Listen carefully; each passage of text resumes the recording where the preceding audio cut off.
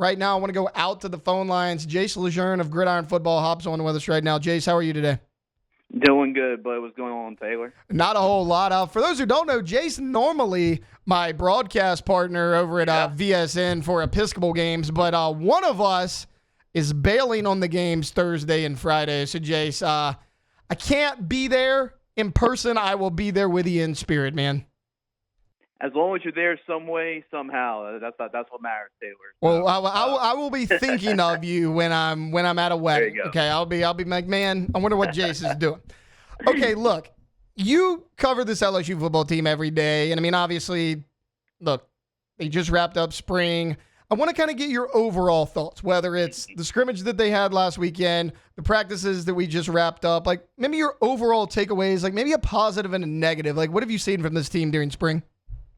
Yeah, Taylor. Really, what I've come away impressed the most, really through spring, is just how impressive really the defense has been through spring football, and that's pretty impressive considering knowing that the potential of this offense. You return Garrett Nussmeier, you return a lot of your receivers, and you add in a couple pieces as well through the transfer portal, and really the defense really got the better a lot of times of the offense, especially when the wide receivers and DBs went against each other one-on-one, and really it was the DBs that came away on top more often than not. So I came away pretty impressed on that side of things, and as a defense from just as a whole, 11 on 11, they actually got the better of the offense, which I come away pretty impressed because you know what to expect from this offense anyway. So if the defense can make those right steps in the right direction, I came away very impressed with that. Now, in terms of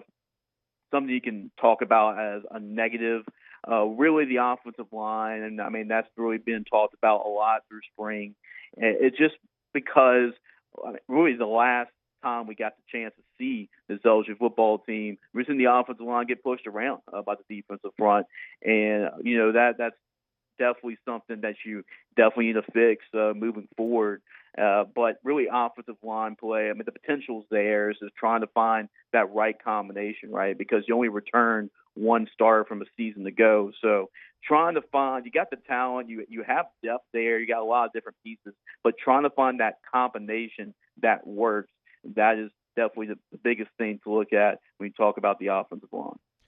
Speaking of the offensive line, let's go ahead and go there right now. Like as far as the rotation, look, we've seen DJ Chester play center and guard. We've seen Braylon Moore play center. Josh Thompson's been guard and tackle. Like, in your opinion, like maybe like the rotation and early starting lineup, like what is the best rotation for this offensive line in terms of like Josh Thompson at guard or tackle, Braylon Moore at center, Chester at guard? Like, where do you like these guys?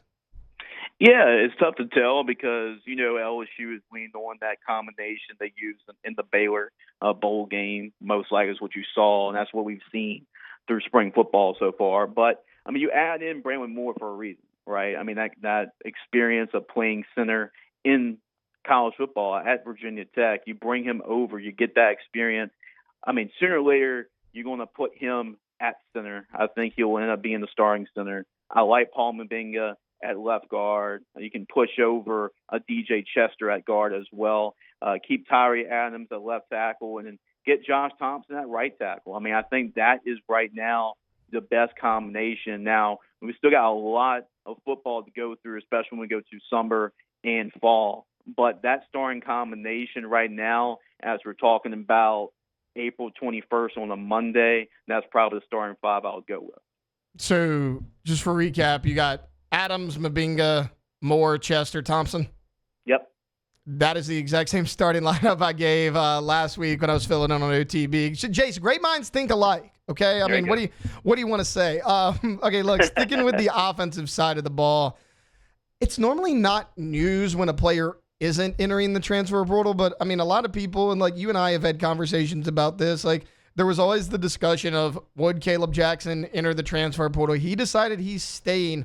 What does that do for LSU's running back room? I think it does a whole lot for this LSU running back room because he brings an extra element to the running game. When we've seen Kaleb throughout the couple of years. We've seen flashes, right? You've seen the ability to be a big-time running back. Obviously, the play against Mississippi State when he trucked a defender back in his freshman year. That was really his third career game. And we see him return a couple of kicks for some big-time plays. But he brings an extra dimension, right? You have some smaller backs. Caden Durham's only just over 200 pounds. Harlem Berry, that he's not an inside runner as well. So you bring a 225-pound running back in with the ability to break the long ball too. That's an extra dimension he can bring. He can bring you some short yardage as well. He brings an extra dimension that you really need in this offense. And we got a chance to talk to Kaleb, and I tell you what, Taylor, that was one of the most mature interviews I've ever been a part of. He really handled this whole situation like you really want to. He understands that things happen and that all he can do is just, put his head down, just continue to work hard, and that's what he did. He got a conversation with Coach as well, Coach Frank Wilson, out over the off season, just continue to work and just continue to get better. And and he's really done a really good job of that. He wants to get down to 225. He was at 235 last year, so if he can play at 225, I feel like that's a healthy weight for him. And he's really handled this whole off season as maturely as you can. Jace, other good news LSU got kind of right before spring wrapped up was Colin Hurley rejoining the team. Obviously he's not going to be a full go after that car accident he was in, but he at least rejoined the team. He was back in the building. If he's a full go for fall, you would have, as far as your quarterback room, Garrett Nussmeier, Michael Van Buren, Colin Hurley, and then Juwan Johnson, who's kind of moved around a lot. What do you think Juwan Johnson's future is here at LSU? I think Juwan does have a future here. He's just so athletic. I covered his high school career at LCA, and he's just too good of an athlete to keep off the field. And I'm not sure if it's going to be like a gadget guy.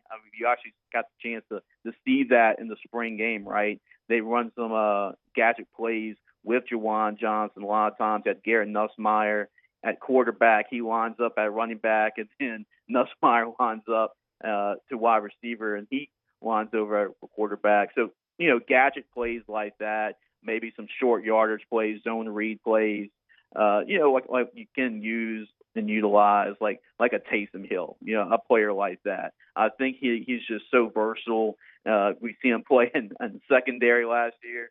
We saw him play at running back and have some success, right? Call a touchdown against Nichols last year. And I do believe that he has a place in this offense, and he can throw if he needs to. He was set all kinds of records at LCA as a passer and as a rush runner. So there's a place for him in this offense. And I think Joe Sloan's going to be really excited to utilize him in different ways. And I think we'll get some playing time just in a gadget utility type of role, and I think there is a role in this offense for him. Jay, just want to switch to the defensive side of things right now. Jace LeJeune of Gridiron Football hopping on with us. Look, you talked about how good the defense had been, and look, LSU did a great job in the portal at corner, at edge rusher. We know that Kyle Williams comes in as the new defensive tackle coach, but if there's a question mark on defense for most people, it might be that safety spot. You bring in Tamarcus Cooley, but outside of that, you got some talent, but they're kind of unproven. What are your thoughts on that spot heading into fall?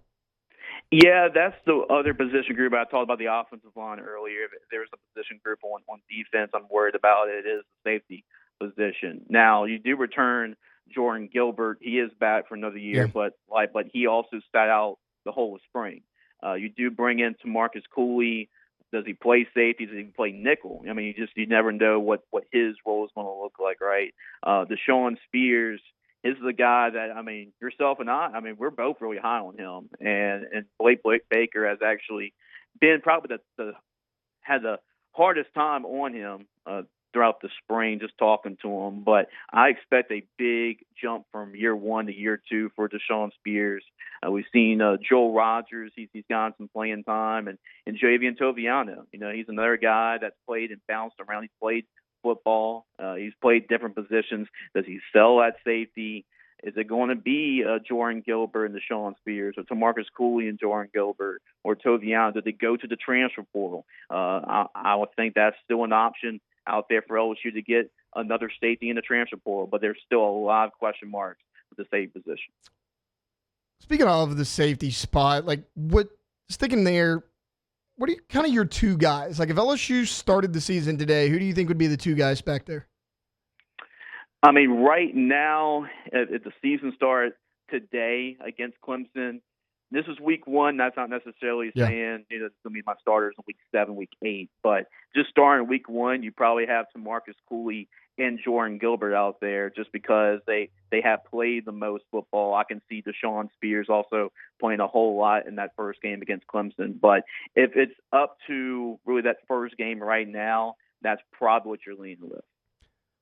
Jace, you just mentioned the transfer portal, possibly maybe dipping into there for trying to find some depth at safety. And then, Brian Kelly, after practice last week, was asked, what are you going to do in the transfer portal? And Kelly was pretty blunt, saying, look, I kind of like my roster right now. Like, unless something changes, we're kind of good with what we have. Like, how aggressive do you think LSU would be? I mean, if you go by what Brian Kelly said, it's not very, but I mean, there's obviously some spots you'd like some depth. I mean, what do you think they do in the portal? Yeah, I mean, I think LSU is going to kind of pick and choose their spots. They don't have to be really aggressive in the portal, but the portal I've always liked to compare it as is a good Band-Aid, right? It's something that you shouldn't overload your roster with transfer portal guys, but if there's a need or two there, that's where you go and attack it. And I think there's 3 positions that they will attack it in the portal. I think it's safety. We obviously talked about it and some of the issues there in the back end of the defense, but also the offensive line. Maybe get another veteran guy like a Braylon Moore, a Josh Thompson, maybe to shore up the offensive line, and then maybe the interior of the defensive line. That was a position group that they tried last year trying to get a guy. They just were not able to get one. But I think they'll also try again to try to find an interior guy on the defensive line right now because you have some guys there. I mean, Jacoby and Guillory, we've seen what Donovan McKinley and Amon Bro did as freshmen, and you add inside Darren Mitchell. But I think they need another guy or two on the interior of the defensive line. So I think those 3 position groups, I think that is what they'll pay the most attention to when it comes to trying to find a guy to the portal. Jace, before we get you out of here, what do you guys got going on at Gridiron Football?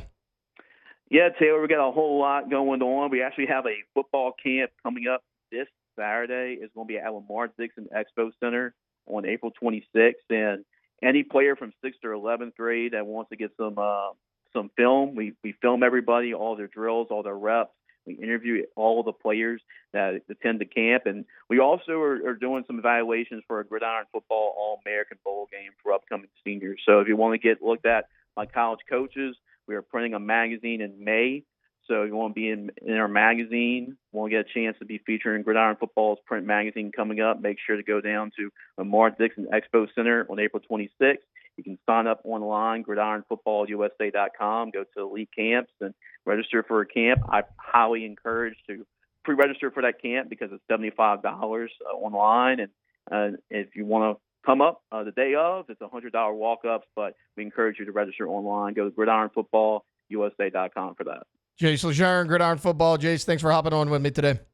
Anytime, Taylor. Appreciate it. Thanks a lot, man. Yep. Hey, thanks for watching Hunt on LSU. Before you get out of here, do us a couple of favors.